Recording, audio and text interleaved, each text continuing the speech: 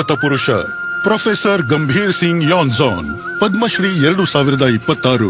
86 ವರ್ಷದ ಯುವಕ, ಅಂತಾರಾಷ್ಟ್ರೀಯ ಖ್ಯಾತಿಯ ಶಿಕ್ಷಣ ತಜ್ಞ ಮತ್ತು ವಿದ್ವಾಂಸರಾಗಿ ಅನೇಕ ವಿಷಯಗಳನ್ನು ಸಾಧಿಸಿದ ಪರ್ವತ ಪ್ರದೇಶದ ಮೊದಲಿಗರು. ನಾನು ಕಾಲಿಂಪಾಂಗ್ನ ಸಿಂಜಿ ಎಂಬ ಸಣ್ಣ ಹಳ್ಳಿಯಲ್ಲಿ ಜನಿಸಿದೆ. ಆ ದಿನಗಳಲ್ಲಿ ಆಧುನಿಕ ಸಾರಿಗೆ ಮತ್ತು ಸಂವಹನ ಇರಲಿಲ್ಲ, ಆದರೆ ಅದು ನನಗೆ ವರದಾನವಾಗಿತ್ತು. ನಾವು ಸುತ್ತಮುತ್ತಲಿನ ಪ್ರಕೃತಿಯೊಂದಿಗೆ ಸಂಪೂರ್ಣ ಸಾಮರಸ್ಯದಿಂದ ಬದುಕುತ್ತಿದ್ದೆವು. ಅವರ ಹೆತ್ತವರ ಕನಸೆಂದರೆ ತಮ್ಮ ಮಕ್ಕಳನ್ನು ಆಧುನಿಕ ಶಿಕ್ಷಣ ಮತ್ತು ಉನ್ನತ ಪದವಿಯೊಂದಿಗೆ ಸಬಲೀಕರಿಸುವುದಾಗಿತ್ತು. ಸಸ್ಯಶಾಸ್ತ್ರದಲ್ಲಿ ಎಂಎಸ್ಸಿ ಪದವಿ ಪಡೆಯಲು ಮನೆಯನ್ನು ಬಿಟ್ಟು ಉತ್ತರ ಬಂಗಾಳ ವಿಶ್ವವಿದ್ಯಾಲಯಕ್ಕೆ ಹೋಗಬೇಕಾಯಿತು ಮತ್ತು ಸ್ವಲ್ಪ ಸಮಯದ ನಂತರ ಅದೇ ವಿಷಯದಲ್ಲಿ PhD ಮಾಡಲು ಕೋಲ್ಕತ್ತಾ ವಿಶ್ವವಿದ್ಯಾಲಯಕ್ಕೆ ಹೋಗಬೇಕಾಯಿತು. 1962 ರಿಂದ 64 ಅವಧಿಯಲ್ಲಿ ಅವರು ಡಾರ್ಜಿಲಿಂಗ್ ಸರ್ಕಾರಿ ಕಾಲೇಜಿನಲ್ಲಿ ಜೈವಿಕ ವಿಜ್ಞಾನದಲ್ಲಿ MSc ಮತ್ತು PhD ಆರಂಭಿಸಲು ಸಹಾಯ ಮಾಡಿದರು. ಹಾಗಾಗಿ ಆ ಪ್ರದೇಶದಲ್ಲಿ ಉನ್ನತ ಶಿಕ್ಷಣ ಸಲೀಸಾಗಿ ದೊರೆಯಿತು. ನಾನು ಅಮೆರಿಕಕ್ಕೆ ಭೇಟಿ ನೀಡಿದ ಸಮಯದಲ್ಲಿ ನಮ್ಮ ಶಿಕ್ಷಣ ವ್ಯವಸ್ಥೆಯಲ್ಲಿ ಸುಧಾರಿಸುವ ಕ್ಷೇತ್ರಗಳನ್ನು ಗುರುತಿಸಲು ಸಾಧ್ಯವಾಯಿತು. ನಮ್ಮ ಜನರು ಸೇರಿರುವಲ್ಲಿ ಅವರಿಗನುಗುಣವಾಗಿ ಶಿಕ್ಷಣ ನೀಡಲು ಬಯಸಿದ್ದೆ. ಡಾರ್ಜಿಲಿಂಗ್ ಬೆಟ್ಟ ಪ್ರದೇಶದಲ್ಲಿ ನಾನು ಪ್ರಾರಂಭಿಸಿದ ಅರಣ್ಯ ಸಂರಕ್ಷಣಾ ಆಂದೋಲನದಲ್ಲಿ ಹಿಮಾಲಯವನ್ನು ಉಳಿಸುವುದೆಂದರೆ ಭಾರತವನ್ನು ಉಳಿಸಿದ ಹಾಗೆ ಅಂತ ಹೇಳಿದ್ದೆ. ಭಾರತ ಸರ್ಕಾರಕ್ಕೂ ವಿನಂತಿಸಿದ್ದೆ, ಪೂರ್ವ ಹಿಮಾಲಯದಲ್ಲಿರುವ 2 ರಾಷ್ಟ್ರೀಯ ಉದ್ಯಾನವನಗಳಾದ ಸಿಂಗಲೀಲಾ ರಾಷ್ಟ್ರೀಯ ಉದ್ಯಾನವನ ಮತ್ತು ನಿಯೋರಾ ಕಣಿವೆ ರಾಷ್ಟ್ರೀಯ ಉದ್ಯಾನವನಗಳನ್ನು ಜೀವಗೋಳ ಮೀಸಲು ಪ್ರದೇಶಗಳಾಗಿ ಘೋಷಿಸುವಲ್ಲಿ ಯಶಸ್ವಿಯಾಗಿದ್ದೇವೆ.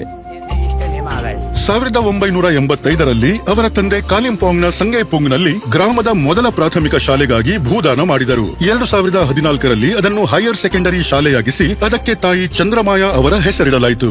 ಎಂದು ನಾನು ನನ್ನ ಹೆತ್ತವರು ಮತ್ತು ನನ್ನ ಅನೇಕ ಒಡ ಹುಟ್ಟಿದವರನ್ನು ನೆನಪಿಸಿಕೊಂಡು ದುಃಖಿತನಾಗಿದ್ದೇನೆ. ಯಾಕೆಂದ್ರೆ ಅವರು ಇಂದು ನಾನು ಈ ಪ್ರಶಸ್ತಿ ಸ್ವೀಕರಿಸುವುದನ್ನು ನೋಡಲು ಸಾಧ್ಯವಾಗಲಿಲ್ವಲ್ಲ ಅಂತ.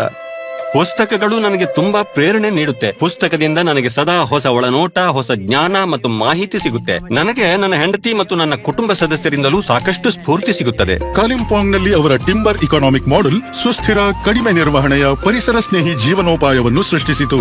ಆಲೋಚನೆಗಳನ್ನು ಮೂಲ ಸೌಕರ್ಯವನ್ನಾಗಿಸಿ ಅವರು ವಿಜ್ಞಾನ ಆಧಾರಿತ ಕಲಿಕೆಯನ್ನು ಉತ್ತೇಜಿಸಲು 1981ರಲ್ಲಿ ಹಿಮಾಲಯನ್ ಸೈಂಟಿಫಿಕ್ ಇನ್ಸ್ಟಿಟ್ಯೂಟ್ ಅನ್ನು ಸ್ಥಾಪಿಸಿದರು.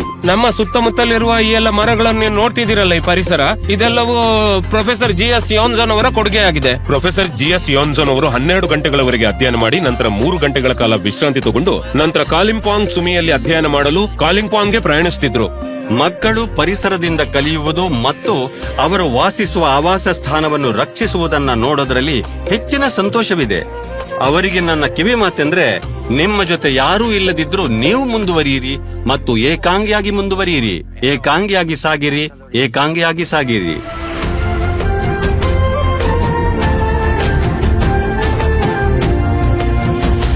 ಪ್ರೊಫೆಸರ್ ಗಂಭೀರ್ ಸಿಂಗ್ ಯಾನ್ಸಾನ್, ಪದ್ಮಶ್ರೀ 2026.